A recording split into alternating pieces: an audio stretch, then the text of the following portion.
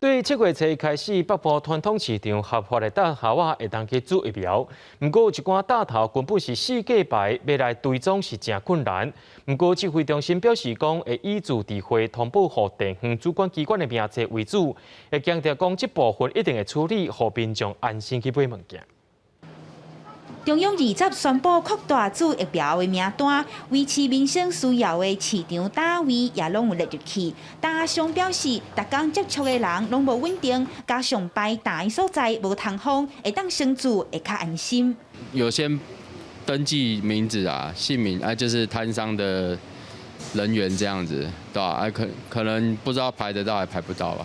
根据主计总处调查，全台湾的单位计共有30万外单，虽讲做册名单以合法的单位为主，不过有的单位无加入工会，也无排单的证明，有的是做单位红牌，疫苗注射的人数甲控管恐惊有空旁。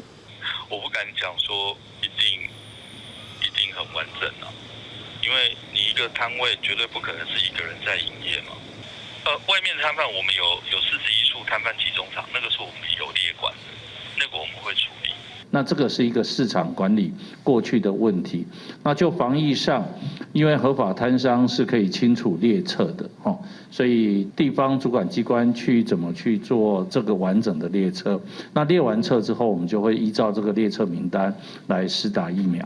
除了爱靠地方机关监督确认造册名单的真实性，指挥官陈时中也表示，市场防疫要是袂当放任，强调一定爱甲民生经营产业链的防疫工作做好，紧煮疫苗，才通予民众安心消费的环境。记者民生林玉凯台北报道。